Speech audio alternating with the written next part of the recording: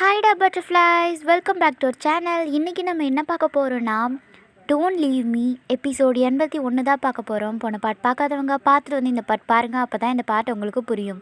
ஓகேடா, வாங்க நம்ம ஸ்டோரியை ஆரம்பிக்கலாம். அன்றைக்கி நான் அண்ணா ஆஃபீஸ் ரூம் பக்கம் போனப்போ ஜனனி அண்ணி தான் வெளியில் வந்தாங்க அப்படின்னு நீங்கள் சொல்ல, டக்குன்னு எந்திரிச்சு உட்காந்த ஜிம்மன், ஒயின் என்ன சொல்கிற அப்படின்னு கேட்க, ஆமாண்டா நான் உள்ளே போனேன், அண்ணி வெளியில் வந்தாங்க, ஆனால் அவங்க அன்றைக்கி என்ன பார்க்கல அப்படின்றீங்க. வேறு யாராவது பார்த்தியா? வேறு யாராவது இருந்ததுன்னா அன்றைக்கி அண்ணன் ஏன் என்ன அடிக்க போகிறாரு? அப்போது ஜனனி வந்தது யாருக்கும் தெரியாதா? அப்படி தான் போலடா, நானே யதார்த்தமாக தான் பார்த்தேன் அப்படின்னு சொல்லிட்டு அகைன் படுத்துக்கிறீங்க. நீங்கள் இப்படி சொன்னதுமே ஜிமின் ஜனனியை பற்றி யோசிக்க ஆரம்பிக்க, அப்போது அன்றைக்கி ஃபயர் ஆக்சிடென்ட் பண்ணது ஜனனியா? ஒயன், அந்த இடத்துல உனக்கு முன்னாடி ஜனனி போயிருக்காங்கன்னா அப்போது அவங்க தானே அப்படின்னு ஜிமின் சொல்ல வர, டக்குன்னு எந்திரிச்சு உட்காந்த நீங்கள், லூஸு மாதிரி பேசாதடா, அண்ணி ஒரு நாளாக அண்ணாவுக்கு துரோகம் பண்ண கனவுல கூட நினைக்க மாட்டாங்க. அதிலடி அப்போது ஜனனிக்கு கல்யாணம் ஆகலையே. ஜிமின், அண்ணி அண்ணாவை சின்ன வயசுலேருந்து விரும்புகிறாங்க, அது மட்டும் இல்லை எங்களுக்கு அவங்கள நல்லாவே தெரியும். சின்ன வயசுலேருந்து எறும்பு கூட துரோகம் பண்ண நினைக்காத நல்ல மனசு. அப்படி இருக்கும்போது அவங்க மனசார விரும்புகிறவங்களுக்கு எப்படி இப்படி பண்ண நினைப்பாங்க? நீங்கள் சொன்னதை அமைதியாக யோசிக்கிறவன், நீ சொல்கிறது சரிதான், ஆனால் அன்றைக்கி வேறு யாருமே இல்லைன்னு சொல்கிறியே, அதான் டவுட்டாக இருக்கு. டே, காலையிலே என்னை டென்ஷன் ஆக்காத அப்படின்னு கோமா சொல்லிட்டு எந்திரிச்சு போகிறீங்க. கொஞ்ச நேரம் கழிச்சா சிவா அப்படின்னு கத்திக்கிட்டே சுவாதி அவள் ரூமுக்கு வர, சுவாதி சிவா ரூமுக்கு போகிறத பார்த்த சூர்யா அவள் பின்னாடியே போயிட்டு டக்குன்னு ஹக் பண்ணிக்கிறான். திடீர்னு நம்மளை யாரோ ஹக் பண்ணதுமே பயந்துட்டு அம்மா அப்படின்னு கத்த, ஏண்டி கத்துற? நான் தான் அப்படின்ட்டு சூர்யா அவளை முன்னாடி திருப்பி சொல்ல, ஏண்டா அறிவில்லை, இப்படியா வந்து பயமுறுத்துவ அப்படின்னு சுவாதி திட்டம். பயமுறுத்துறேனா? அடியே, நான் உன்னை ஹக் பண்ணேன்டி. இப்போ எதுக்கு இந்த ஹக்? வேறு எதுக்கு அப்படின்னு சொல்லிட்டு அவளை பக்கம் அழுத்த அவள் கண்ணத்தை வருட சுவாதி சைலண்ட்டாக சிரிச்சுக்கிட்டே அவனை டீஸ் பண்ண நினச்சிக்கிட்டு அவனை ஹக் பண்ண போக, அக்கா அப்படின்னு சிவா கண்ணை தேய்ச்சிக்கிட்டே வர, டக்குன்னு சூர்யா கிட்டே இருந்த விலகிடுறா. சிவா என்னாச்சுடா அப்படின்னு கேட்க, சிவாவை முறைச்சிக்கிட்டே டே என்ன அப்படின்னு அவன் கடுப்போட கேட்க, மாமா என்னை மட்டும் ஏன் இவ்வளோ பெரிய ஹாலில் தனியாக விட்டு போனீங்க? நைட்டு ஃபுல்லாக நான் தூங்கவே இல்லை அப்படின்னு சொல்லிட்டு சுவாத்தியை ஹக் பண்ணிக்க. அதை பார்த்து இன்னும் கடுப்பான சூர்யா, டே எருமா, அது ஹால் இல்லை பெட்ரூம் என்ன அப்படின்னு கேட்டுக்கிட்டே சூர்யாவை பார்க்க சுத்தம். ஏண்டா ஹாலில் யாராவது பெட்டு போட்டிருப்பாங்களா? மாமா இங்கே ஒவ்வொரு ரூமும் ஒரு வீடு அளவுக்கு தான் இருக்குமா அப்படின்னு அவன் ஆச்சரியமாக கேட்க, இது அரண்மனை, அப்படி தான் இருக்கும், போய் ஃப்ரெஷ்ஷப் ஆக்கிட்டு வா அப்படின்னு சொல்லிட்டு சுவாதி அவன் பக்கம் இழுத்துக்கிறான். அக்கா நீ என் கூடவே இருக்கா அப்படின்னு சொல்லிட்டு சிவா அவளை இன்னொரு பக்கம் இழுக்க, இவன் இந்த பக்கம் இழுக்க, நீ என்ன சின்ன பிள்ளையா போடா அப்படின்னு சூர்யா கத்த, அக்கா அப்படின்னு சிவா கத்த, சூர்யா நீ போடா, புது இடனால என் தம்பி பயப்படுறான் அப்படின்னு சொல்லிட்டு அவனை கூட்டிகிட்டு அங்கிட்டு போக, பெரிய தொம்பி அப்படின்னு அவனை எட்டி ஒதைக்க, அக்கா அப்படின்னு சிவா கூப்பிட, டேய் போடா அப்படின்ட்டு சுவாதி அவனை திட்ட, ரெண்டு பேரும் முறைச்சிக்கிட்டே சூர்யா வெளியில் வர, ஆப்போசிட்டில் ஜிமின் வரான். என்னடா டாக்டர் ஜாலியாக இருக்க போல அப்படின்னு ஜிமின் கலாய்க்க, என்னடா கலாய்க்கிறியா? பாருடா கண்டுபிடிச்சிட்டா. டே என்னை கடுப்பேத்தாத, அனுபவி, இப்படி தானே எனக்கும் பண்ணேன், இப்போ தெரியுதா என் ஃபீலிங் என்னென்னு? அவனை முறைச்சிக்கிட்டே, இதை சொல்லதான் சார் இங்கே வந்தீங்களா அப்படின்னு கோவமா கேட்க, ஜிமின் சிரிச்சுக்கிட்டே, இல்லை இந்த அரண்மனையை எனக்கு சுற்றி காட்டு. அப்படியே நீயே போய் சுற்றி பாருடா, உனக்கு யாராவது சுற்றி காட்டுவாங்களா? எனக்கு முக்கியமான வேலை இருக்குது அப்படின்னு சொல்லிட்டு உள்ளே போக, உன் வேலையெல்லாம் கல்யாணத்துக்கு அப்புறம் வச்சுக்க, இப்போ நான் சொல்கிறத பண்ணு அப்படின்னு சொல்லிட்டு அவனை இழுத்துக்கிட்டு அங்கிட்டு போக, டி வளர்ந்தவனே, அதுக்கு உன் பொண்டாட்டியை கூட்டிகிட்டு போக வேண்டியதானே, இதுக்கு நீ தான் சரிப்பட்டு வருவ அப்படின்னு சொல்ல, எல்லாம் என் தலை எழுத்து அப்படின்னு திட்டிக்கிட்டே ஒவ்வொரு இடமா காண்பிக்க. அப்போ ஆப்போசிட்டில் ராணி வர, என்ன சூர்யா அப்படின்னு ஸ்மைல் பண்ணிட்டே கேட்க, அரண்மனையை சுற்றி காட்டிகிட்ருக்கேன் அத்தை அப்படின்னு சொல்ல, ஸ்மைல் பண்ணிக்கிட்டே சரிப்பா எல்லா இடத்தையும் காட்ட அப்படின்னு சொல்லிவிட்டு அவங்களும் அங்கேருந்து போகிறாங்க. சூர்யா ஒவ்வொரு ரூமையும் காட்ட, சூர்யா ஜனா ஆஃபீஸ் ரூம் எங்கே இருக்குது அப்படின்னு கேட்க, ஜனா ஆஃபீஸ் ரூம் அவன் ரூம் பக்கத்துலேயே இருக்குடா. அப்போது அன்றைக்கி ஃபயர் ஆக்சிடென்ட் நடந்தது, அப்போ அவன் ஆஃபீஸ் ரூம் வேறு இடத்துல இருந்ததுடா. அதுக்கப்புறம் அந்த மாதிரி தப்பு நடக்கக்கூடாதுன்னு தான் அவன் ரூம் பக்கத்துலேயே வச்சுக்கிட்டான். அந்த பழைய ரூம் எங்கே இருக்கு அப்படின்னு ஜிமின் கேட்க, சூர்யா அவனை கூட்டிகிட்டு அங்கேருந்து போகிறான். ஜிமின் அந்த இடத்தையும் பார்த்துட்டு இருந்தவன், அந்த ஃபயர் ஆக்சிடென்ட் எப்படி நடந்துச்சு, அதுக்கப்புறம் கண்டுபிடிக்கவே இல்லையா அப்படின்னு கேட்க, ஜெய்கே கண்டுபிடிச்சிட்டான்டா, வோல்டேஜ் அதிகமாகி கரண்ட்டு மூலமாக ஃபயர் ஆகியிருக்கு, இது ஜனாவுக்கு தெரியுமா? சொன்னோம், அவன் நம்பலை, ஒயன் மேலே தான் கோவமாக இருந்தான். ஜிவின் யோசிச்சுக்கிட்டே, ஜனனி எப்படி அப்படின்னு கேட்க, சூர்யா அவனை ஒரு பார்வை பார்க்குறான். டே சும்மா தான் கேட்குறேன், ஜனனியை பார்த்துமாடா அவளை உனக்கு பற்றி தெரியலை? உண்மையை சொல்ல போனால் அன்றைக்கி ஆஃபீஸ் ரூம் எரிஞ்சப்போ ஜனாவை விட அதிகமாக ஃபீல் பண்ணது ஜனனி தான். ஜனனி ஜனா மேலே அவ்வளோ பாசம் வச்சுருக்காடா. அவன் மேலே சந்தேகப்படாத. ஜனனி மேரேஜ் எப்போ நடந்துச்சு? இந்த ஆக்சிடென்ட் நடந்தப்போ 2 பேருக்கும் மேரேஜ் கூட ஆகலையே. ஜாதகப்படி அவனுக்கு சீக்கிரம் கல்யாணம் பண்ணி வைக்கணும்னு சொல்லிட்டாங்க. அப்போ ராணி அத்தைக்கு ரொம்ப உடம்பு முடியாமல் இருந்துச்சு. அப்போ அவங்கள கூட இருந்து பார்த்துக்கிட்டது ஜனனி தான். ஜனனியை சின்ன வயசுலேருந்து எங்கள் எல்லாருக்கும் பிடிக்கும், முக்கியமாக அத்தைக்கு. அதுக்கப்புறம் அத்தையை தான் நெடுமாறன் கிட்ட பேசி ஜனாவுக்கு கல்யாணம் பண்ணி வச்சாங்க. ஜனா ஓகே சொல்லிட்டானா அப்படின்னு ஜிமின் கேட்க, அத்தை என்ன சொன்னாலும் அவன் செய்வான். இருந்தாலும் இது அவங்க லைஃப் விஷயம் இல்லையா, அதான் ஜனாவை நேரடியாக ஜனனி கிட்ட பேச சொன்னாங்க. அப்போ தான் தெரிஞ்சது ஜனனி சின்ன வயசுலேருந்து ஜனாவை லவ் பண்ணியிருக்காங்கன்னு. அதுக்கப்புறம் ஜனா சந்தோஷத்துக்கு அளவே இல்லை. ஏன்னா ஜனாவுக்கு ஜனனியை பிடிக்கும், அவளோட கேரக்டர், முக்கியமாக அத்தையை பார்த்துக்கிட்ட விதம் எல்லாமே. அதனால தான் உடனே மேரேஜ் பண்ணி வச்சிட்டோம். ஜிமின் ரொம்ப யோசிச்சுட்டே இருக்கா. சரிடா, ஜனாவுக்கு ஜேகேவுக்கு என்ன ப்ராப்ளம்? எதுக்கு ஜனா ஜேகேவை அடித்தான்? அதுதான் அன்றைக்கே தெரியலைன்னு சொன்னோமேடா. நீங்கள் அவன்கிட்ட கேட்கலையா? சொல்லலை அவன். அதுக்கப்புறம் நாங்களும் கேட்கல. அவனை முறைச்சிக்கிட்டே எங்கே இருக்கான் அவன் அப்படின்னு கடுப்போட கேட்க வெளில கிளம்பிட்டான். சரின்னு ஜிமின்னு சொல்லிட்டு அங்கேருந்து போக, வழி இந்த பக்கம் எனக்கு தெரியும், நான் ஹனாவை பார்க்க போகிறேன். ஹனாவையும் கூட்டிகிட்டு தான் ஜேகே வெளியில் போயிருக்கான். கல்யாணம் ஆகிறதுக்கு முன்னாடி கூட்டிகிட்டு சுற்றுறான் அப்படின்னு ஜிமின் கோவமாக புலம்பா. அதான் எல்லாம் முடிஞ்சிடுச்சு அப்படின்னு சூர்யா சொல்ல அவனை பார்த்து முறைச்சிக்கிட்டே ஜிமின் அங்கேருந்து போயிடுறான். உண்மையாக தானடா சொன்னேன், அதுக்கு எதுக்கு இவ்வளோ கோவப்படுறான் அப்படின்னு புலம்பிக்கிட்டே சூர்யா அங்கேருந்து போயிடுறான். என்ன மேடம் ரொம்ப ஹாப்பியாக இருக்கீங்க போல், என்னை கண்டுக்கவே மாட்டுறீங்க அப்படின்ட்டு ஜனனியை பின்னாடி இருந்து ஹக் பண்ணிகிட்டே கேட்க, கண்டுக்காம தான் உங்களுக்கு பிடிச்ச டிஷ் எல்லாம் பண்ணி வச்சேனா அப்படின்னு கேட்க, நான் அதையா கேட்குறேன் அப்படின்னு சொல்லிட்டா அவளோட பேர் வேஸில் கையை வைக்கிறான். என்னங்க அப்படின்னு சொல்லிக்கிட்டே டக்குன்னு அவன் முன்னாடி திரும்ப அவன் முகத்தை பார்த்த ஜனனி என்னாச்சு, ஏன் உன் ஃபேஸ் டல்லாக இருக்குது அப்படின்னு கேட்க, இல்லைங்க நான் நல்லா தான் இருக்கேன், பொய் சொல்லாத, என்ன ஆச்சு? ஒரு மாதிரி டயர்டாக இருக்குது அப்படின்னு தயங்கிக்கிட்டே சொல்ல அவளை முறைச்சிக்கிட்டே, டயர்டாக இருந்தால் ரெஸ்ட் எடுக்க வேண்டியதானே, எதுக்கு வேலை பார்க்குற அப்படின்னு கத்த. என்னை எங்கே பார்க்க விட்டாங்க, எல்லாமே ஹனா, மணிமேகலை, ஜானு, சுவாதி தான் பண்ணாங்க. சரி அப்புறம் ஏன் அங்கேயே இருந்த, ரெஸ்ட் எடுக்க வேண்டியதானே? அவங்க எல்லாம் இருக்க போகிறது இன்னும் 2 நாள் தான். அப்படி இருக்கும்போது அவங்க கூட இல்லாமல் நான் தனியாக இருந்தால் எப்படிங்க? எனக்கு எல்லாரு கூடவும் இப்படி ஒன்றா இருக்கிறதா பிடிச்சிருக்கு, எவ்வளோ ஹாப்பியாக இருக்குது தெரியுமா அப்படின்னு அவன் ஸ்மைல் பண்ணிட்டே சொல்ல அவளே பார்த்துட்டு இருந்தவன், அதெல்லாம் சரி உன்னோட உடம்பையும் பார்த்துக்கணும்ல. நான் பார்த்துக்கிறேங்க, உங்களுக்கு டைம் ஆகுது அப்படின்னு சொல்ல, இல்லை நான் போகலை. ஏன்? நான் இந்த பக்கம் போனதும் நீ போயிடுவேன், அப்புறம் இன்னும் டயர்ட் ஆகிடும், ஸோ நீ இங்கே படுத்து தூங்கு. இல்லைங்க, திரும்பி அவ்வளோ பார்வை பார்க்க அமைதியாக போய் படுத்துக்கிறா. அவள் பக்கத்துலேயே உட்காந்து அவன் வேலையெல்லாம் பார்த்துட்டே இருக்கா. ஜனனி தூங்காமல் அவனே தான் பார்த்துட்டே இருக்கா.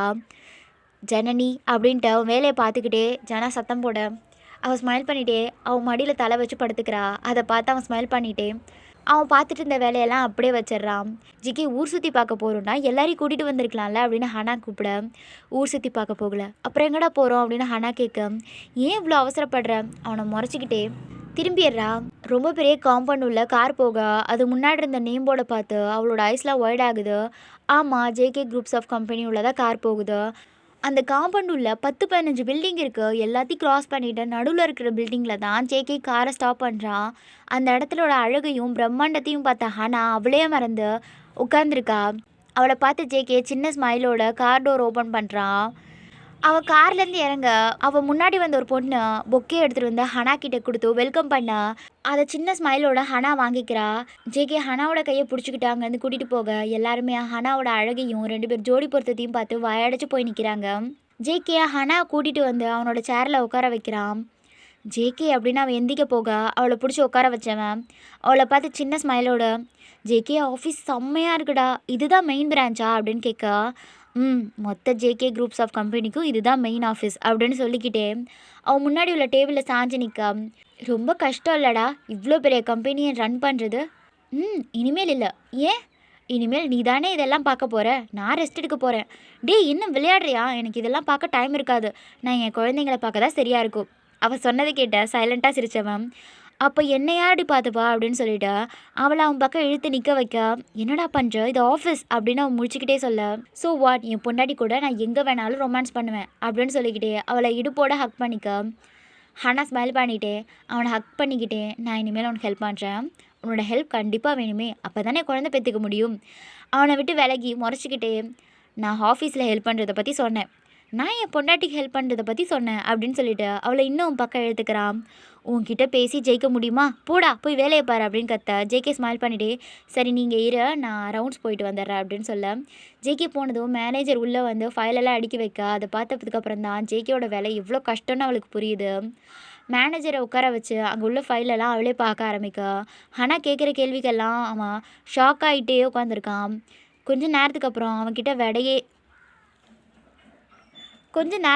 அவன்கிட்ட ஆன்சரே இல்லை. அதில் கோவமான ஹனா ஃபைலை தூக்கி போட அவளோட கோவத்தை பார்த்த மேனேஜர் பயந்து போய் எந்திரிச்சு நிற்கிறாரு. இதுதான் நீங்கள் வேலை பார்க்குற லட்சணமா அப்படின்னு கத்த. மேடம் அப்படின்னு அவன் தயங்க. இன்னும் 5 மினிட்ஸில் ஸ்டாஃப் மீட்டிங் அரேஞ்ச் பண்ணுங்க அப்படின்னு சொல்ல அவன் முடிச்சுக்கிட்டே எஸ் மேடம் அப்படின்றான். ஹனா சொன்னது மாதிரியே 5 நிமிஷத்தில் மீட்டிங் அரேஞ்ச் பண்ண ஹனா சொன்ன மாதிரியே 5 நிமிஷத்தில் மீட்டிங் அரேஞ்ச் பண்ணிடுறாங்க. எல்லாருமே எம்டி ஒய்ஃப்னு ஜாலியாக உட்காந்துருக்க. ஆனால் ஹனா உள்ளே வந்த மேனேஜர் எல்லாரையும் இன்ட்ரோ பண்ண போக அவள் ஹேண்டை ரைஸ் பண்ணி ஸ்டாப் பண்ணுறா. ஒருத்தருடைய திறமை அறிமுகப்படுத்துறதுனால வரப்போகிறதில்ல, அவங்க செய்கிற வேலையில் வர்றது. அப்படி இங்கே யாரும் ஒழுங்காக வேலை பார்க்கலையே அப்படின்னு சொல்ல அதை கேட்டு எல்லோரும் முழிக்கிறாங்க. மேடம் நாங்கள் எல்லாம் கரெக்டாக தான் ஒர்க் பண்ணுறோம் அப்படின்னு ஒருத்தவங்க சொல்ல, ஒரு சின்ன மிஸ்டேக் கூட இல்லாமல் பண்ணுறதுக்கு பேர் தான் கரெக்ட் பண்ணுறது அப்படின்னு சொல்லிட்டு பக்கத்தில் இருக்க ஃபைலை தூக்கி போட இதில் எல்லாமே மிஸ்டேக் தான் அப்படின்னு கத்த எல்லாருமே அவள் கோவத்தை பார்த்து பயந்து போடுறாங்க. இது சாதாரண கம்பெனி இல்லை, மிகப்பெரிய சாம்ராஜ்யம். இங்கே வேலை பார்க்குற ஒவ்வொருத்தரும் அவங்க கடமையை சரியாக பண்ணணும், கடமைக்குன்னு பண்ணக்கூடாது. அப்படி பண்ணலை அடுத்த செகண்ட் இந்த வேலையிலேருந்து தூக்கிடுவேன், அண்டர்ஸ்டாண்ட் அப்படின்னு கத்த எல்லோரும் எஸ் மேடம் அப்படின்றாங்க. இன்னும் 1/2 மணி நேரத்தில் இந்த ஃபைல் எல்லாம் கரெக்டாக என் டேபிளுக்கு வரணும். மேனேஜர் மறுபடியும் தப்பு இருந்துச்சு உங்களையும் வேலையை விட்டு தூக்கிடுவேன் அப்படின்னு சொல்லிட்டு அங்கேருந்து போகிறா. அது வரைக்கும் ஜாலியாக வேலை பார்த்துட்டு இருந்த எல்லாருமே சின்சியராக வேலை பார்க்க ஆரம்பிக்கிறாங்க. ஜேகே சுக்கியை கூட்டிகிட்டு வர சொன்னேன், எதுக்குடா அப்படின்ட்டு கார்த்திக் சுக்கியோட முன்னாடி வந்து நின்று கேட்க, ஆமாண்டா சுக்கி உங்கள் மைண்டு ரிலாக்ஸ்க்காக தான் வர சொன்னேன் அப்படின்னு ஜேகே சொல்ல, சுக்கி அவனை ஆச்சரியமாக பார்க்க, உங்களுக்கு ஒரு மாதிரி இருந்தால் ஆஃபீஸ் வந்துடுங்க, இதுவும் நம்ம ஆஃபீஸ் தான். அவன் ஷாக்காக பார்த்துட்ருக்கான். என்னாச்சு சுக்கி சத்தமே வரல, சாரு ஃப்ரீஸ் ஆகிட்டாங்க அப்படின்னு கார்த்திக் சொல்ல, தேங்க்ஸ் சார் என்னையும் ஒரு மனுஷனாக மதித்ததுக்கு. சுக்கி என்ன பேசுகிறீங்க, நான் தான் உங்களுக்கு காலம் ஃபுல்லாக தேங்க்ஸ் சொல்லணும், என் தங்கச்சி உயிரே காப்பாற்றிருக்கீங்க, அது என்னோட கடமை சார். டே உங்கள் சென்டிமெண்டெல்லாம் அப்புறம் வச்சுக்கலாம், இப்போ வாங்க போகலாம். அங்கே ஹனா என்ன பண்ணுறானே தெரியல அப்படின்ட்டு கார்த்திக் 2 பேரையும் கூட்டிகிட்டாங்கட்டு போக உள்ளே போனதும் எல்லோரும் பரபரப்பாக வேலை பார்த்துட்டு இருக்கிறத பார்த்துட்டு ஒரு நிமிஷம் எல்லாரும் அப்படியே நிற்கிறாங்க. என்னடா நடக்குதுங்க அப்படின்னு கார்த்திக் கேட்க, எங்கள் மேடம் வந்தால் எல்லாம் இப்படி தான் சார் இருப்பாங்க, மேடம்க்கு வேலை தான் கரெக்டாக நடக்கணும், கொஞ்சம் தப்பு பண்ணாலும் ரொம்ப கோவம் வந்துடும், அதுக்குன்னு சாப்பிட போகாமல் கூட ஏன்டா அப்படி வேலை பார்க்குறாங்க அப்படின்னு கார்த்திக் கேட்க, ஏதாவது தப்பு பண்ணியிருப்பாங்க சார், அதுக்கான பனிஷ்மெண்ட்டாக இருக்கும். ஏன்டா உனக்கு அனுபவம் அதிகம் போல. ரொம்ப சார், எவ்வளோ தடவை திட்டு வாங்கியிருக்கேன். அப்போ ஜிமின் எப்படிடா, சாரோட கோவத்துக்கு முன்னாடி யாரும் நிற்க முடியாது சார், ஜிமின் சாரை கம்பேர் பண்ணும்போது ஹனா மேடம் கோவம் கம்மி தான் அப்படின்னு சொல்ல, நீ மட்டும் எப்படிடா இத்தனை வருஷமாக வேலை பார்க்குற, எனக்கு பழகிடுச்சு சார், நீலாம் என்ன ஜென்மமோ அப்படின்னு கார்த்திக் திட்டுறா. இங்கே ஜேகே ஒருத்தரை கூப்பிட்டுட்டு நடந்த விஷயத்த என்னன்னு கேட்க, தென் 3 பேருமே உள்ளே போகாங்க. ஹனா மேனேஜர் பயந்துக்கிட்டே ஹனா கேட்குற கேள்விகள்லாம் பயந்துட்டு பதில் சொல்லிட்டு இருக்காரு. எல்லா ஃபைலையும் சரியாக இருக்கு, அதுக்கப்புறம் தான் அவனை அனுப்பி வைக்கிறீங்க, ஆஃபீஸே இப்படி திண்டாடுதுன்னா உன் பாடு திண்டாட்டம் தான்டா அப்படின்னு கார்த்திக் புலம்ப, உண்மைதான்டா அப்படின்னு வாய்விட்டே ஜேகே சொல்ல 3 பேருமே வந்த பார்த்தது ஹனா, ஜேகே நீ வந்து இதை செக் பண்ணிவிட்டு சைன் பண்ணிவிடு அப்படின்னு சொல்ல, இதுக்கு மேலேயே அதில் என்ன செக் பண்ணணும் அப்படின்னு கார்த்திக் கேட்க, இருந்தாலும் ஒரு தடவை பார்க்க வேண்டாமா அப்படின்னு ஹனா சொல்ல, அது எதையும் காதில் வாங்காமல் ஜேகே சைன் பண்ணுறான். ஏண்டா அவன் தான் சொல்கிறானா நீயும் பண்ணுற, இவன்கிட்ட ஏதாவது கேள்வி கேட்டுட்டா அதான் அப்படின்ட்டு கார்த்திக் சொல்ல, ஆனால் அவனை ஏகத்துக்கும் முறைக்க, எம்மா நீ முறைச்சது போதும் பசிக்குது வாங்க சாப்பிட்லாம் அப்படின்னு எல்லாரையும் கூட்டிகிட்டு போகிறான். இங்கே எல்லாருமே அரண்மனை கார்டனில் அமைதியாக உட்காந்துருக்காங்க. ஒய்யன் நம்ம வீட்டில் எல்லோரும் ஜாலியாக இருந்தோம், இங்கே இவ்வளோ பெரிய அரண்மனை இருக்குது ஆனால் யாருமே ஜாலியாக இல்லையே அப்படின்னு சரவணா சொல்ல, இப்போ என்ன இங்கேயும் எல்லோரும் ஜாலியாக இருங்க அப்படின்னு கௌரிக்கு சொல்ல, ஆண்டி எங்கே ஜாலியாக இருக்கிறது, ஒயன் அமைதியாக தான் இருக்கா அப்படின்னு சிவா சொல்ல, ஒயன் எல்லாருக்கூடையும் ஜாலியாக இருடா அப்படின்ட்டு உங்கள் அப்பா சொல்கிறாரு. அப்பா அப்படின்னு நீங்கள் சோகமாக கூப்பிடுறீங்க, ஜனா வெளியில் போயிருக்காங்க, நீங்கள் போய் விளையாடுங்க அப்படின்னு சொல்ல ஸ்மைல் பண்ணிட்டே சரின்னு சொல்லிவிட்டு எல்லாரையும் கூட்டிகிட்டு போகிறீங்க. என்னங்க ஜனா உள்ளதாக இருக்கான் அப்படின்னு கௌரி சொல்ல, தெரியும் எவ்வளோ நாள் தான் இப்படியே பயந்து பயந்து இருப்பா, தைரியமாக போகட்டும் அப்படின்ட்டு உங்கள் அப்பா சொல்ல, ஹனா ஜேகேவை தவிர மற்ற எல்லாரும் அங்கே தான் இருக்காங்க. ஒயின் என்ன விளையாடலாம் அப்படின்னு கேட்க, ஹைட் அண்ட் சீக் விளையாடலாமா அப்படின்னு ரொம்ப ஹாப்பியாக சொல்கிறீங்க. டே அதெல்லாம் வேண்டாம் நம்ம கண்ணாமூச்சி விளையாடலாம் அப்படின்றீங்க.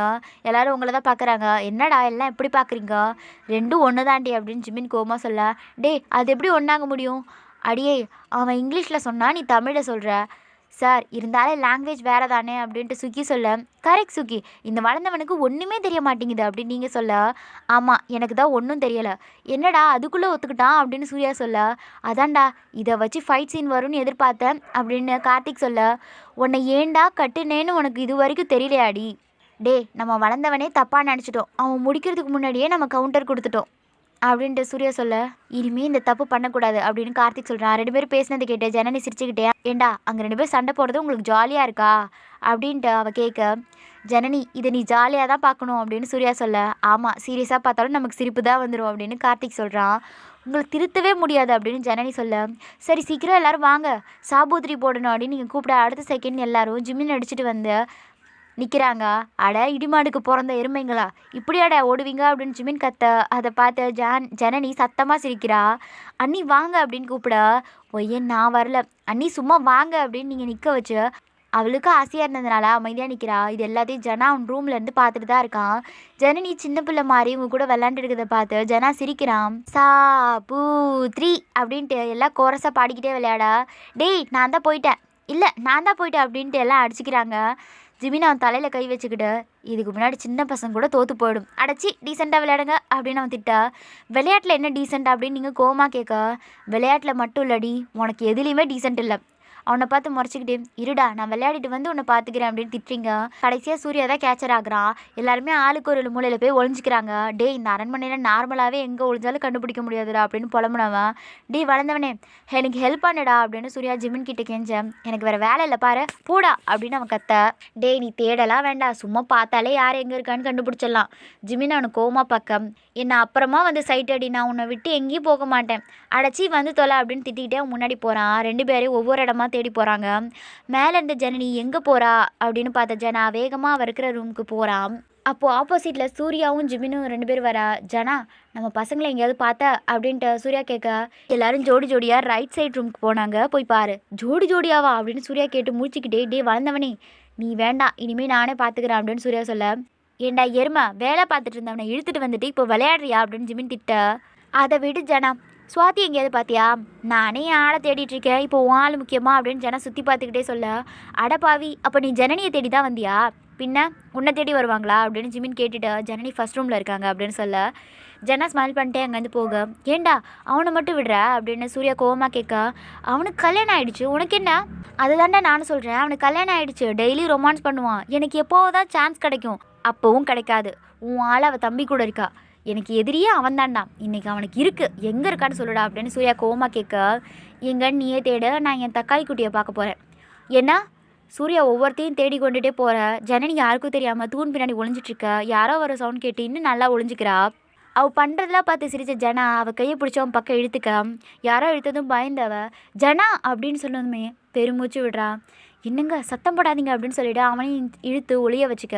அவள் பண்ணுறதை பார்த்து சைலண்ட்டாக சிரித்தவன், என்ன பண்ணுறீங்க மேடம் அப்படின்னு கேட்க, டக்குன்னு அவன் வாயில் கை வச்சு, சூர்யா வந்துடுவாங்க சத்தம் போடாதீங்க அப்படின்னு திரும்பி திரும்பி பார்த்துட்டே சொல்ல, அவள் கையை பிடிச்சவன், இப்படி கை வச்சா சத்தம் போட தான் செய்வேன், என்ன இப்படி ஆஃப் பண்ண அமைதியாக இருப்பேன் அப்படின்னு சொல்லிவிட்டு அவன் லிப்ஸை அட்டாச் பண்ணி 2 பேரும் கிஸ் பண்ண ஆரம்பிக்கிறாங்க. அதில் ஷாக் ஆனவ பயந்துக்கிட்டே இருக்கா, யாராவது வந்துடுவாங்களோ அப்படின்ட்டு. அதை நோட் பண்ணவன் அகெயின் அவளை இன்னும் அவன் பக்கம் இழுத்துக்க, அவனோட ஹக்கில் அவளே மறந்து அவனை கிஸ் பண்ண ஆரம்பிக்கிறா.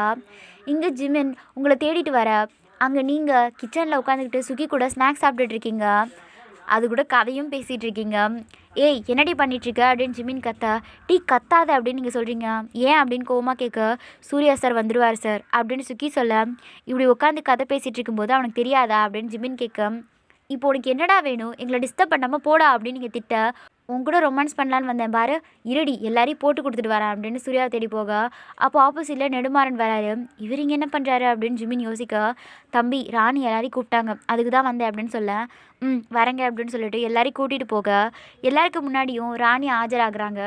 ஐயா பையன் பொண்ணு எல்லாம் ரெடியாக இருக்காங்க, அவங்களுக்கு எப்போ கல்யாணம் பண்ணி வைக்கிறது அப்படின்னு ராணி ஸ்மைல் பண்ணிட்டே கேட்க, ஆமாம்மா இதை பற்றி நானே உங்ககிட்ட பேசலான்னு இருந்தேன், பேசி முடிச்சிருக்கோமே தவிர இன்னும் நிச்சயம் பண்ணலை, எல்லாருக்கும் நிச்சயதார்த்தம் பண்ணிவிட்டு அதுக்கப்புறம் ஜேகே ஹானா கல்யாணத்தோட எல்லாருக்கும் சேர்த்து கல்யாணத்தை முடிச்சிடலான்னு நினைக்கிறேன், நீங்கள் என்ன சொல்கிறீங்க அப்படின்னு சதாசிவம் கேட்க, ஐயா இடையில பேச மன்னிக்கணும், மணிமேகலை ஜாதகம் படி இன்னும் 6 மாதத்துக்கு கல்யாணம் பண்ணக்கூடாதுன்னு சொல்லியிருக்காங்க அப்படின்னு மணிமேகலை அப்பா சொல்ல, இது என்னடா புது கதையாக இருக்குது, டேய் நீ ஜோசியரை கரெக்ட் பண்ணியா இல்லையா அப்படின்னு ஜிமின் கேட்க, நான் தாண்டா இப்படி சொல்ல சொன்னேன், அட எருமை என் வாழ்க்கையில் ஏண்டா கள்ள தூக்கி போட்ட அப்படின்னு சின்ன கோமா கேட்க, டேய் நான் கொஞ்ச நாள் லவ் பண்ணலான்னு நினைக்கிறேன், அதான் விளங்கிடும் அப்படின்னு சின்ன திட்டேன், டேய் நீயும் கொஞ்ச நாள் லவ் பண்ணடா ஜாலியாக இருக்கும் அப்படின்னு கார்த்திக் சொல்ல, நீ விழுந்த குட்டையில் என்னையே விழ சொல்கிறியா அப்படின்னு கத்த, இதில் என்ன தப்பு இருக்குது, 6 மாதம் கழிச்சே கல்யாணத்தை வச்சுக்கலாம் அப்படின்னு ராணி சொல்ல, அத்தை கார்த்திக்கு கல்யாணம் நடக்கும்போதே நாங்களும் கல்யாணம் பண்ணிக்கிறோம் அப்படின்னு சூர்யா சொல்ல, அதை கேட்டு ஸ்மைல் பண்ண ராணி சின்னாவை பார்க்க, அத்தை எல்லாருக்கும் ஒன்றாவே கல்யாணம் நடக்கட்டும் அப்படின்னு சின்னா சொல்ல, அப்போது நிச்சயதார்த்தம் மட்டும் பண்ணிடலாம் அப்படின்னு ராணி சொல்ல, அதுக்கு எல்லோரும் ஓகேன்னு சொல்லிடுறாங்க. அப்போ ஜேகே ஹனா கல்யாணத்தை முடிச்சிடலாமே அண்ணி அப்படின்னு கௌரி சொல்ல, ஐயா நீங்கள் என்ன சொல்கிறீங்க அப்படின்னு கேட்க, ஜேகே கிட்ட கேட்டுட்டு பண்ணிடலாமா, நிச்சயம் முடிஞ்சு ரொம்ப நாள் ஆச்சு, இன்னும் அவங்ககிட்ட எது கேட்கணும் அப்படின்னு ராணி கேட்க, அப்போ கரெக்டாக ஜேகே ஹனா 2 பேரும் அங்கே வராங்க. அத்தை நாங்கள் கம்பெனிக்கு தான் போகணும், அதுவும் இல்லாமல் எங்களுக்கு என்கேஜ்மெண்ட் தான் முடிஞ்சிடுச்சே, நிச்சயதார்த்தங்கிறது பாதி கல்யாணம் ஆனதுக்கு சமம்னு சொல்லுவாங்க அப்படின்னு ஹனா சொல்ல, அதை கேட்டு கோவமான ராணி அவளை முறைக்க, ஜேகே உங்கள் கல்யாணத்தை பற்றி தான் பேசிகிட்டு இருக்கோம் அப்படின்னு சதாசிவம் சொல்ல, தாத்தா பெரியவங்க நீங்கள் என்ன முடிவு எடுத்தாலும் சம்மந்தம் தான் அப்படின்னு ஜேகே சொல்ல, நெடுமாறன் நம்ம அரண்மனை ஜோசியரை வர சொல்லுங்க அப்படின்னு சொல்லிட்டு கோமா அங்கேருந்து போகிறாங்க ராணி. அண்ணா பெரியவங்க பேசும்போது எதுவும் பேசக்கூடாது அப்படின்னு ஜியா கோமா சொல்ல, அம்மா நான் எதிர்த்து பேசலை, அவங்க எங்களை தப்பாக புரிஞ்சுக்கிட்டாங்க, அதை தான் சொல்லி புரிய வச்சேன். கல்யாணம் ஆகிறதுக்கு முன்னாடி வெளியில் போகக்கூடாதுன்னு எங்களுக்கு தெரியுமா, இன்றைக்கி பிஸ்னஸ் விஷயமா வெளியில் போகணும், ஜேகே ஒரு கம்பெனி ஒர்க்கை பார்த்தாரு, நான் நம்ம கம்பெனி ஒர்க்கை பார்த்தேன், இதில் என்னம்மா இருக்குது, 2 பேரும் பிஸ்னஸ் ஃபீல்டில் இருக்கும்போது அதை பார்த்து தானே ஆகணும் அப்படின்னு சொல்லிட்டு கோமா அங்கேருந்து போகிறா. ஆண்டி ஒன்றும் இல்லை, ஆஃபீஸில் ஒர்க் டென்ஷன், அதான் அப்படி பேசிட்டு போகிறா, நான் பார்த்துக்கிறேன் அப்படின்னு நீங்கள் போங்க அப்படின்னு சொல்லிட்டு எல்லாரும் அங்கேருந்து போகிறாங்க. டி வளர்ந்தவனே இந்நேரம் நீ ஏதாவது சொல்லியிருப்பியே, எங்கே ஒன்றும் சொல்லலை அப்படின்னு கேட்டுக்கிட்டே நீங்கள் பின்னாடி திரும்பி பார்க்க அங்கே அவன்ல எங்கே போயிட்டா அப்படின்னு தேடிக்கிட்டே நீங்கள் போகிறீங்க. ஜிமின் தனியாக நின்று ஃபோன் பேசிகிட்ருக்க, நீங்கள் போனதும் உங்கள் முன்னாடி நிற்கிறீங்க, என்ன அப்படின்னு கண்ணால் கேட்க, ஒன்றும் இல்லைன்னு சொல்லிவிட்டு அங்கேருந்து போக ஜிமினுங்க கையை பிடிச்சி அவன் பக்கம் இழுக்கிறான். அப்புறம் பேசுகிறேன் அப்படின்னு சொல்லிட்டு காலை கட் பண்ணிவிட்டு ஓயன் என்னாச்சு அப்படின்னு கேட்க, அம்மா எப்போ பாரு அண்ணா மேலே கோவமாக தான் இருக்காங்க, சிடுன்னு தான் பேசிகிட்டு இருக்காங்க, அண்ணா பாவம் எவ்வளோ ஃபீல் பண்ணுறாரு, அவங்க கோவத்தில் அப்படி பேசுகிறாங்க, சரியாயிடும் போடா, இதுக்கு தான் எனக்கு இங்கே வரவே பிடிக்காது, அண்ணாவுக்கு ரொம்ப கஷ்டமாக இருக்கும், ஏன் உன்னையும் தானே திட்டாங்க, உனக்கு கஷ்டமாக இல்லையா, அப்போவும் என்னை விட என் அண்ணா தாண்டா அதிகமாக கஷ்டப்படுவார் அப்படின்னு சொல்லிட்டு அங்கேருந்து போகிறீங்க. நீங்கள் ரொம்ப கஷ்டப்படுறத பார்த்து ஜிமினுக்கு ரொம்ப கஷ்டமாக இருக்குது. ஈவினிங் டைம் அண்ணி என்ன பண்ணுறீங்க அப்படின்னு கேட்டுக்கிட்டே நீங்கள் சுக்கி கூட கிச்சனுக்கு போகிறீங்க. காஃபி போட்டுட்ருக்கேன் ஒயன் அப்படின்னு ஜனனி சொல்ல, இது என்னது அண்ணி அப்படின்னு கேட்குறீங்க, இது சுகர் ஃப்ரீ டேப்லெட், அத்தைக்கு சுகருக்கு பதில் இதை தான் போட்டு கொடுக்கணும் அப்படின்னு பேசிக்கிட்டே இருக்கும்போதே அவளுக்கு ஒரு மாதிரி ஆகுது. அண்ணி என்னாச்சு அப்படின்னு நீங்கள் கேட்க, சுக்கி சீக்கிரம் போய் அண்ணா கூட்டிகிட்டு வா அப்படின்ட்டு நீங்கள் கத்துறீங்க. சரிங்க மேடம் சொல்லிவிட்டு அவன் போக, வேண்டாம் சுக்கி டயர்டாக இருக்கா, அதான் வேறு ஒன்றும் இல்லை, சரி இதை போய் நான் அத்தைக்கு கொடுத்துட்டு வந்துடுறேன், வேண்டாம் அண்ணி நீங்கள் ரெஸ்ட் எடுங்க, நான் யார்கிட்டையாவது கொடுத்து விடுறேன். இல்லை ஓயன் அத்தை யாரையும் வரக்கூடாதுன்னு சொல்லியிருக்காங்க, இப்போ வேறு யாராவது போனால் டென்ஷன் ஆகிடுவாங்க, அப்புறம் உங்களுக்கு பிபி அதிகமாகிடும், ஏற்கனவே தலைவலின்னு தான் காஃபி கேட்டாங்க, சரி அண்ணி என்கிட்ட கொடுங்க நானே கொடுத்துட்றேன், நீங்கள் போய் ரெஸ்ட் எடுங்க. இல்லை ஒயின் உன்னை ஏதாவது சொல்லிடுவாங்க, பரவாயில்ல அண்ணி என்னை திட்டினாலும் நான் வாங்கிக்கிறேன் அப்படின்னு சொல்லிட்டு காஃபியை வாங்கிக்கிட்டு சுக்கியோட போகிறீங்க. கொஞ்ச நேரம் கழிச்சு ஜனனி அப்படின்னு கூப்பிட்டுக்கிட்டே ஜனா கிச்சன் பக்கம் வர, ஐயா அம்மா இங்கே இல்லை, அங்கே இருக்கிற பனிப்பெண் சொல்ல சரின்னு சொல்ல போனவன் கீழே கிடந்த பாட்டிலை பார்க்குறான், அதை கையில் எடுக்கிறான்.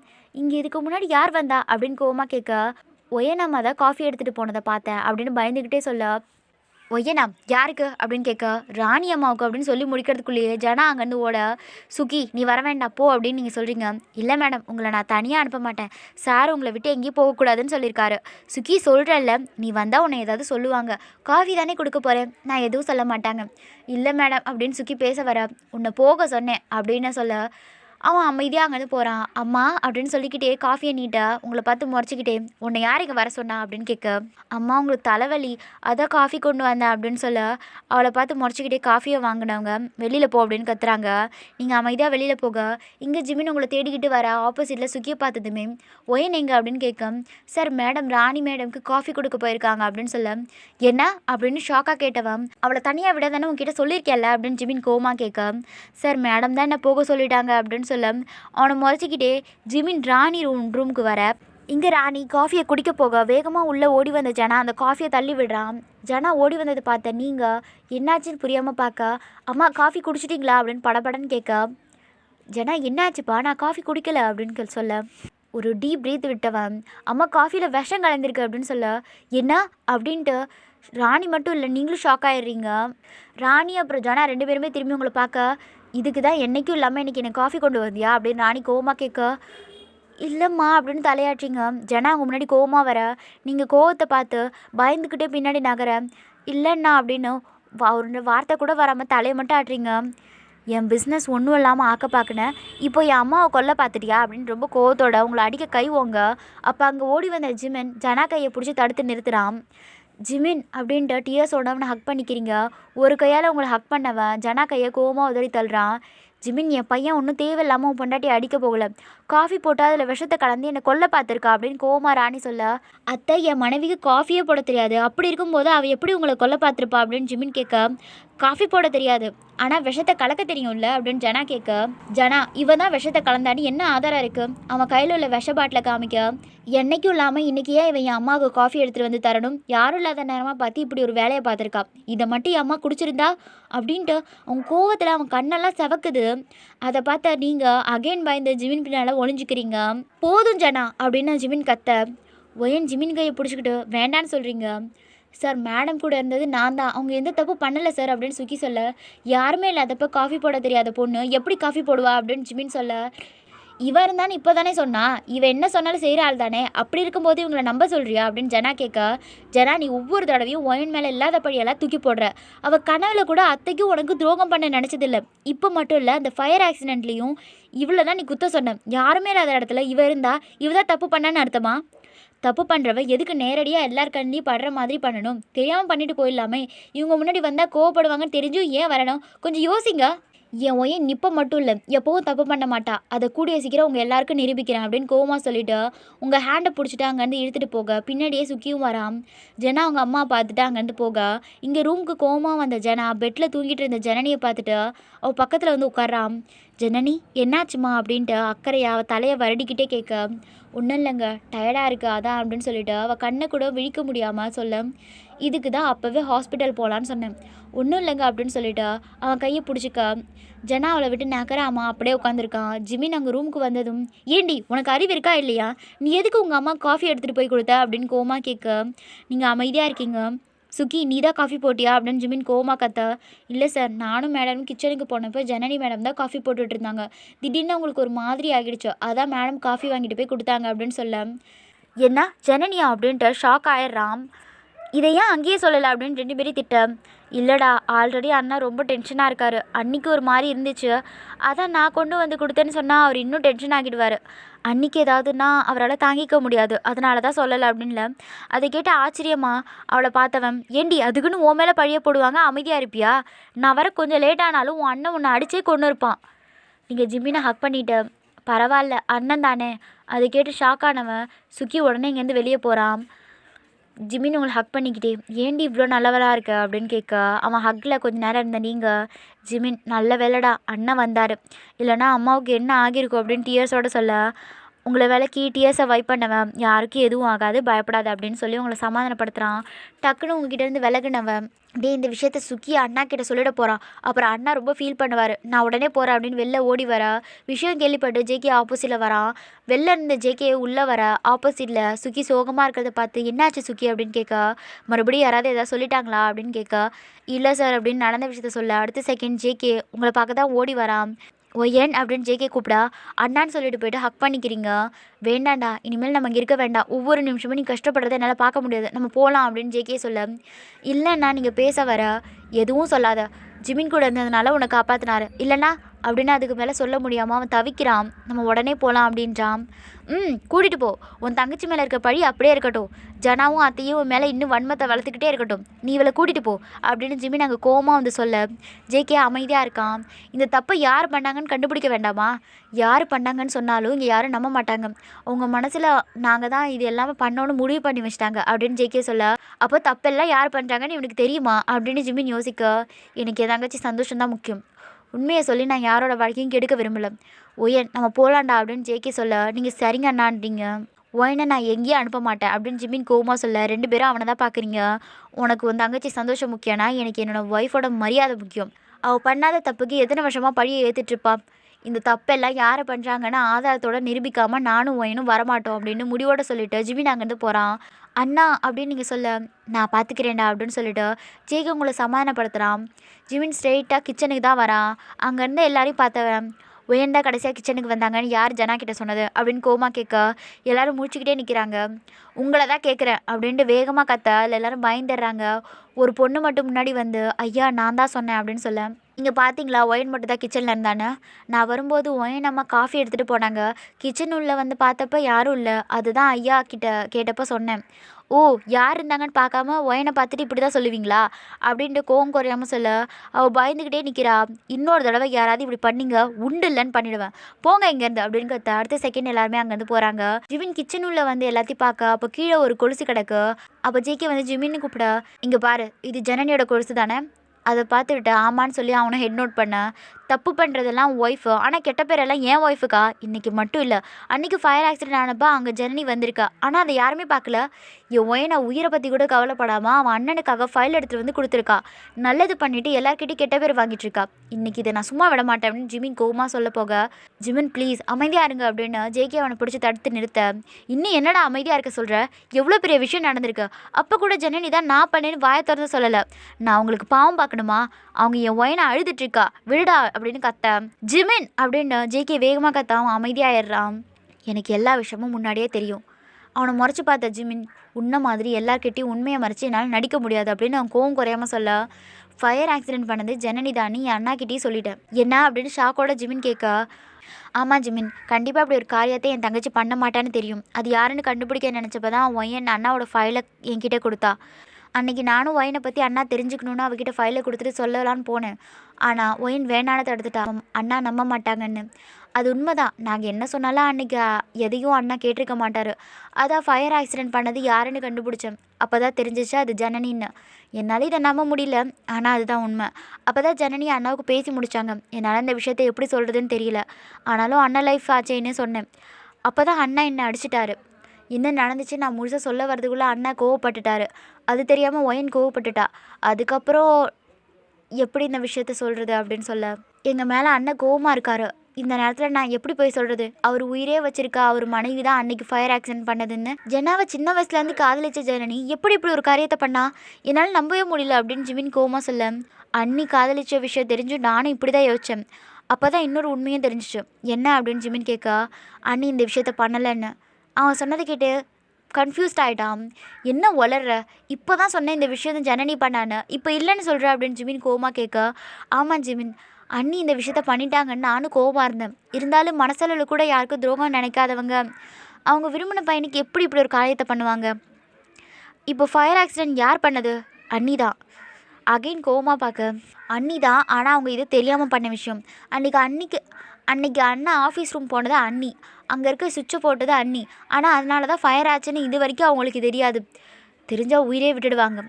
அவங்க தெரியாமல் பண்ண தப்பாக இருந்தாலும் அண்ணாவுக்கு இப்படி ஒரு காரியத்தை பண்ணிட்டோன்னு உயிரை விட்டுடுவாங்க. அப்போது இப்போ விஷத்தை கலந்தது யார், நான் தான் காஃபி போட்டேன்னு ஜனனியே இன்னும் ஜனா கிட்ட சொல்லலை அப்படின்னு ஜிமின் கேட்க, நான் அண்ணியை பார்த்துட்டு தான் வரேன், அவங்க தூங்கிட்டுருக்காங்க, நடந்த விஷயம் அவங்களுக்கு தெரியாது, தெரிஞ்சால் இந்நேரம் எல்லா விஷயமும் சொல்லியிருப்பாங்க. அவங்க மேலே சந்தேகப்பட வேண்டாம் ஜிமின், அண்ணி அப்படிப்பட்டவங்க இல்லை அப்படின்னு ஜேகே அங்கேருந்து போக, ஜிமின் அவங்க ரூமுக்கு போயிட்டு இருக்கா. அப்போது இதெல்லாம் பண்ணுறது யார், எதுக்காக இப்படி பண்ணுறாங்க அப்படின்னு ஜிமின் ரொம்ப நேரமாக யோசிக்க, நம்ம யோசித்த மாதிரி கண்டிப்பாகவும் ஜேகே யோசிச்சிருப்பான். யாருக்கு எந்த ஆபத்து வந்தாலும் காப்பாற்றுறவன் அவங்க குடும்பத்தை காப்பாற்றாமல் இருப்பானா, அப்போ கண்டிப்பாக அவன் கண்டுபிடிச்சிருப்பான். உண்மை சொல்ல தான் அன்றைக்கி அவன் ஜனா கிட்டே போயிருக்கணும், ஆனால் உண்மையை சொல்கிறதுக்கு முன்னாடியே சண்டை வந்துடுச்சு. இவ்வளோ ப்ராப்ளம் நடந்தும் அவங்கள அவன் உயிரோட விட்டு வைக்க காரணம் என்ன அப்படின்னு யோசிக்க, வளர்ந்தவனே அப்படின்னு நீங்கள் கூப்பிட, அதில் ரியாலிட்டிக்கு வந்தவன் திரும்பி உங்களை பார்க்க நீங்கள் ஸ்மைலோட ஓடி வந்து, டே இங்கே பார்த்தியா அண்ணன் டோஃபியை கொண்டு வந்துட்டார் அப்படின்னு சொல்லிட்டு கையில் நாய்க்குட்டியை வச்சுட்டு சொல்கிறீங்க. இதை அன்னைக்கே தூக்கிட்டு வந்துருந்தா, அண்ணன் கோவத்தில் ஏதாவது பண்ணிட்டு வரோன்னு தான் விட்டு வந்தேன், ஆனால் அண்ணன் தூக்கிட்டு வர சொல்லிட்டாரு. இப்போ தான் நிம்மதியாக இருக்கு. ஏற்கனவே என்ன கண்டுக்க மாட்டா, இதில் இதுவும் வந்துடுச்சா அப்படின்னு புலம்பிக்கிட்டே அவன் அங்கேருந்து போகிறான். ஓகேடா, நெக்ஸ்ட் பார்ட்டில் சந்திப்போம்.